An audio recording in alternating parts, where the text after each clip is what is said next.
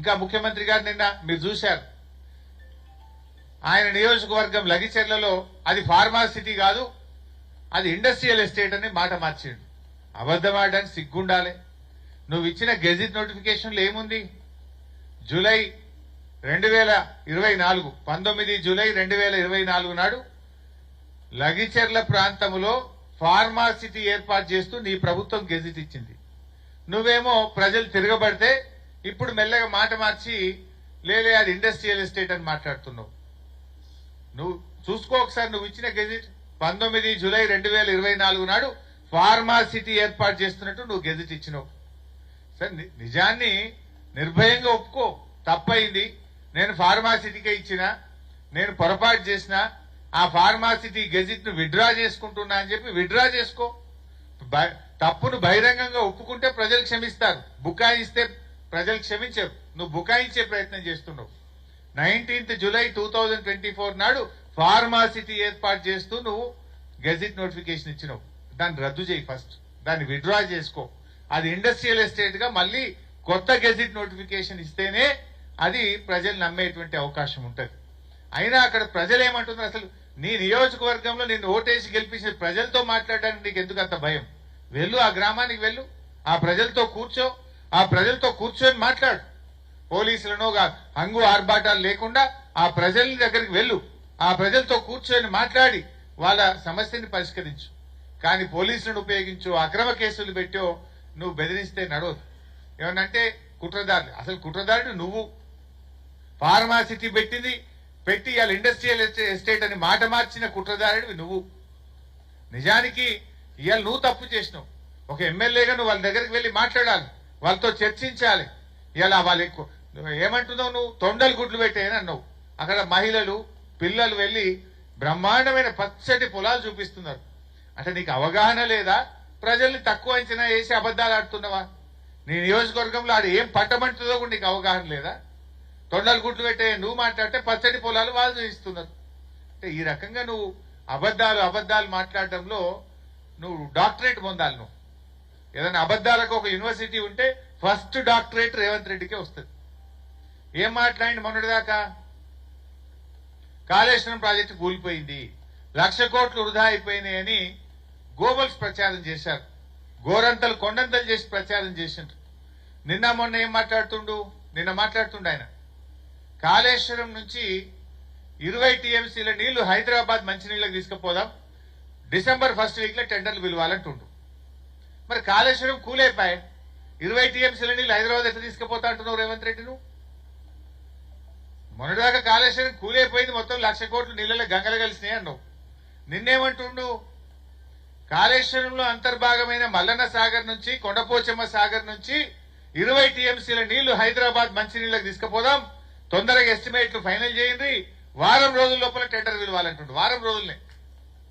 మరి కాళేశ్వరం కూలైపోతే 20 టీఎంసీల నీళ్లు హైదరాబాద్కి అడికెళ్ళి వస్తున్నాయి. కాళేశ్వరం నుంచి నువ్వు ఎట్లా టెండర్లు పిలుస్తున్నావో నేను అడుగుతున్నా. మొన్న ఒక మంత్రి మా సిద్దిపేట జిల్లాకు వచ్చింది పోయిన ఎండాకాలంలో.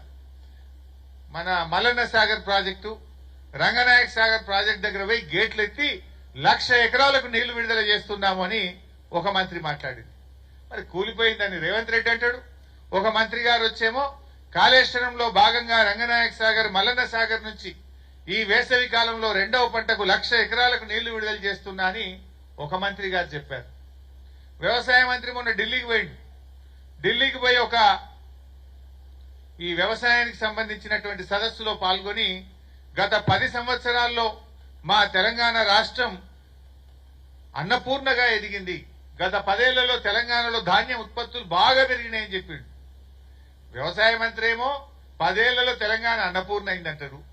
ఇంకో మంత్రి ఏమో 1,00,000 ఎకరాలకు రంగనాయక సాగర్, మల్లన్న సాగర్కి నీళ్లు విడుదల చేస్తున్నాని మల్లన్న సాగర్ గేట్లెత్తి, రంగనాయక సాగర్ గేట్లెత్తి నీళ్లు విడుదల చేసి నీళ్లు ఇస్తున్నా అంటారు. ఇక రేవంత్ రెడ్డి ఏమో కాళేశ్వరంలో భాగంగా ఉన్న మల్లన్న సాగర్, కొండపోచమ్మ సాగర్ నుంచి 20 టీఎంసీలు హైదరాబాద్ కు మంచినీళ్లు తీసుకుపోతా అంటాడు. ఇదే రేవంత్ రెడ్డి ఇంకేమంటుండు?